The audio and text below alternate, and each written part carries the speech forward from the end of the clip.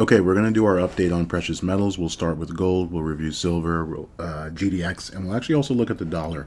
So we'll start with the daily chart, and it's August 12th, so it's a Friday. It's just about 2:45, so we've got about an hour and 15 minutes left in trading. So, things may change. We may close a little different, but we're obviously very close to what the final daily candle is going to look like, the final weekly candle. So let's go through it. So the daily chart. Gold still has a high on day 14 so far.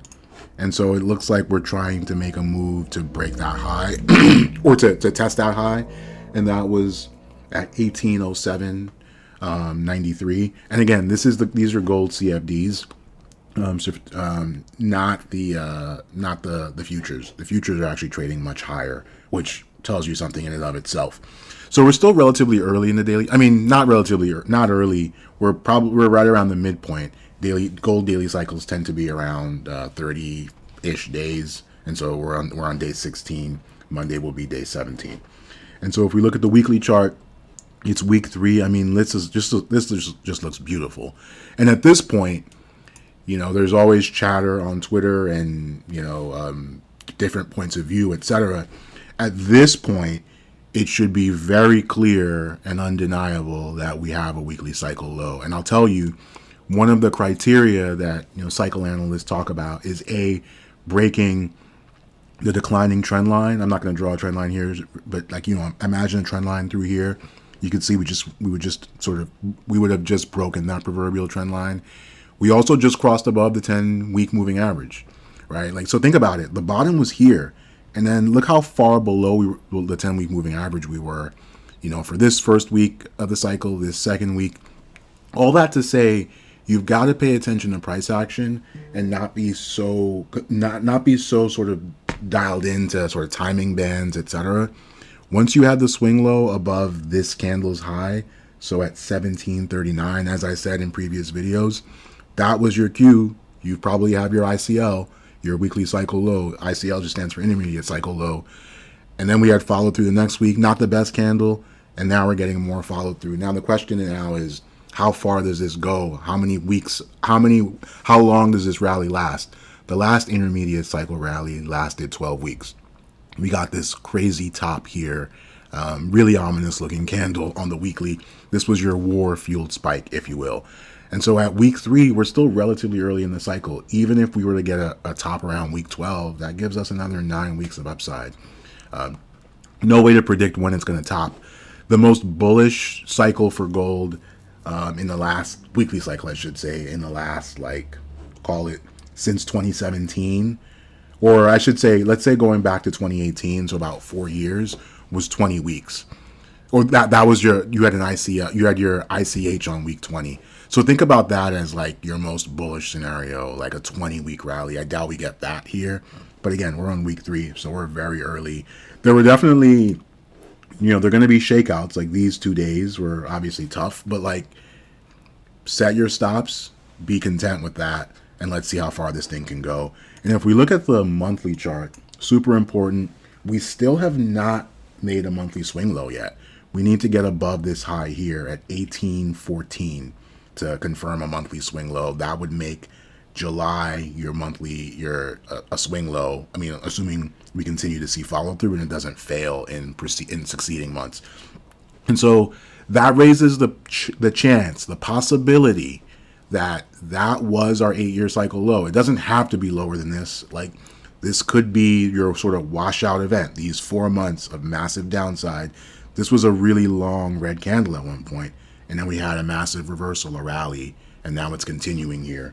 And so that's a possibility that you have to be open to. You also have to be open to the idea that we peter out and we make a lower low. And if I look at the weekly chart, you would just structurally, you can imagine we're going to have some trouble when we get up to here, right? And again, as you're watching videos on this channel, I hope you're starting to see that. Think about that. This was your last failed rally, your last lower high in this downtrend, right? We had this huge downdraft. Then we had this little lower high. It was a little rally. We petered out, made a lower low, right? This is a low. This is a lower low. That was your lower high. This could end up being a lower high, right? So we could continue to see upside maybe week 4, week 5, maybe week 6, and then potentially hit a wall and then come down. Now, we won't know what happens until we get there, obviously. You hear people saying they're going to go short. It's like, really? You're going short with no actual signal? Good luck with that, right? And so it's a level to watch. So the 1880 area, I mean, a couple days of a few percent up, we could be up there in no time. So you'll have to really watch how we react to that level.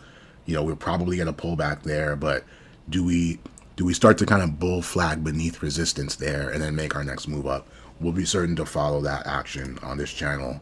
But that's a level. And you can see on the monthly chart, that would be a monthly swing low and then some. That would take us back to the June highs. So important to understand. And so that's gold. If we look at silver, so that has a high on on day 19 so far. Today is day 21. So it's further along in its daily cycle than gold is, but actually outperforming gold. I mean, this is a pretty nice structure, actually. Look at this. Your high, your higher low, your high. This needs to hold as a higher low. So this is your higher low above this low, above this low, above this low. So this is starting to look pretty constructive. We do have to be careful, right? Like so the last daily cycle had a high on day 16. The one before that, day 14, day 23, day 26. So at day 21, we're getting long in the tooth. We're getting sort of late in the cycle. So we'll just have to watch. If anything, that daily cycle decline is going to tell us a lot. I like to say, people get really excited about the rallies. You should actually get more excited about the pullbacks because that tells you more, right? The pullback tells you if the rally was real, right? If you can hold a higher low on the pullback, that means the rally is real. That's your chance to reload, or if you didn't get in already, that's your chance to join the rally. And for the weekly cycle, we're on week 4. Again, be cautious. Previous cycle topped on week 6, the one before that, week 7, the one before that, also week 7. So another way to say that is the last 3 weekly cycles going back to 2021, like early 2021, had topped on week 6, 7, and 7. So you had a set your rallies can't even get past week 7. And here we find ourselves on week 4. Monday starts week 5. So we're still technically early in the, when you think about a cycle that is usually 25 to 26 weeks, but we've been having early tops. Maybe this is a cycle that's going to buck the trend and we'll get into the double digits, 10, 12, maybe even 15 weeks. That's what we're going to watch for. But what we can see for now is we do have a monthly swing low. Remember we talked about gold not having a monthly swing low? I mean, look at this beautiful monthly candle, this beautiful little hammer that's looking to get filled out. We still have half of a month left. And this dragonfly looking thing, this is a very bullish looking chart. Again, you can't have a major bottom until you have a monthly swing low. And so now that we have a monthly swing low, we possibly have a major bottom. Doesn't mean it has to be. This was a monthly swing low at one point, and it obviously failed eventually, right? I mean, it took a while to fail, but it did, right? This was a monthly swing low at one point, right? Like, this was a monthly swing low, so like we have to see what the follow through is, and that's going to only take time to develop, but we can watch the cues on the weekly and daily charts. And now we'll jump over to GDX. This is the one that's like underperforming all of them. New mining is doing a really terrible job, and it has a pretty high weight in this index. And so we had gapped up on, August 8th, and we've held that gap, notice, right? More or less, right? We came down, I'll zoom in here so we can make sure you can see this. And I tweeted about this, that when we gapped up here, so you see this gap from 2630 to 2672, we pulled back on that day. And then the next day, we actually almost filled the gap, not quite, but that probably, I don't know, maybe that's enough, right? And then we sort of sprung back, made another new high, failed. Now we're just kind of consolidating again above this gap level. So this kind of area, maybe if you want to give the trade even more room, your 2630 area could become your stop. But you imagine we're going to make a new high above this day 12 high at 2758. And if you look at the weekly chart, this was only week 2 of the weekly cycle. Now, it doesn't mean we can't get an early top by any means. But if you think about the structural nature of this chart, the same way we looked at gold, that would mean a move up to 33. I would think of it as, it doesn't mean we have to rally up to 33. you can almost think of 33 as a potential ceiling, right? That like it would be hard to imagine it getting above 33 if we weren't reversing the downtrend on the higher time frames and like actually, forming a major bottom. So that's still $6 of upside on a $27 ETF. Pretty nice. Doesn't mean again that we'll get there, but that would, if we did get there, that might be your zone to take profits. That's a level of watch to understand if we're getting a real breakout. And notice we're still below the 10-week moving average, unlike gold, which is well above it now. So you imagine we're at least going to close above that, get that final confirmation. Again, this is another area where, if you wanted to be really sort of conservative, you'd say, well, I'm not so sure there's a weekly cycle low here. But because gold has already printed a weekly cycle low, and again, more importantly, we have a swing low in place for the weekly level. Once we went above this high here at 26.39, which not a coincidence, that's your gap level, right? Like that tells you, like that kind of triangulates, or it's close at least, right? Like, so really close, within like 9 or 10 cents. So that tells you that level is really important on all the time frames. And on a monthly, again, we have not made it. Like, look how far below last month's low high we are. Like, so like how far away we are from having a monthly swing low. I think we will get it. That's that 28.36 level. So again, that's another level that would be pretty meaningful. It's another $1.20 or so from here. We already have the swing low for silver.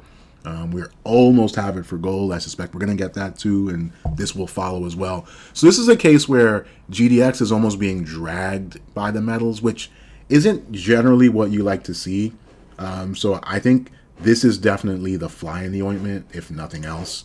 And we'll actually look at the gold to silver ratio, because that is really important to understand what's happening. So on the daily level, you can see we've entered a downtrend, right? So we had this big downdraft, and then we had a high. But what kind of high is this? It's a lower high, right? We petered out. So here's the thing, though. We didn't really. I mean, we made a slight lower low here, but like not convincing. And we're now consolidating. It does look like as of today we're getting a bearish outside bar candle, which is a very bullish. Or excuse me, it's a very bearish sign. Again, the level I'm watching is that 85 level. That would kind of open the floodgates, because it, just kind of structurally on the chart. And if you look at the monthly level, oh God, that looks ugly. We're about to make a new low on the month, and that could signal a long-term top, right? Like this was a 17-month rally for the gold to silver ratio, where gold was outperforming silver. We could be entering a regime where silver begins to outperform gold for the next several months. I'll repeat, we're likely entering a regime where silver is going to outperform gold for the next several months. We'll have to see how far that goes. These cycles, like this is a long-term cycle, right? So like this was a 44-month rally.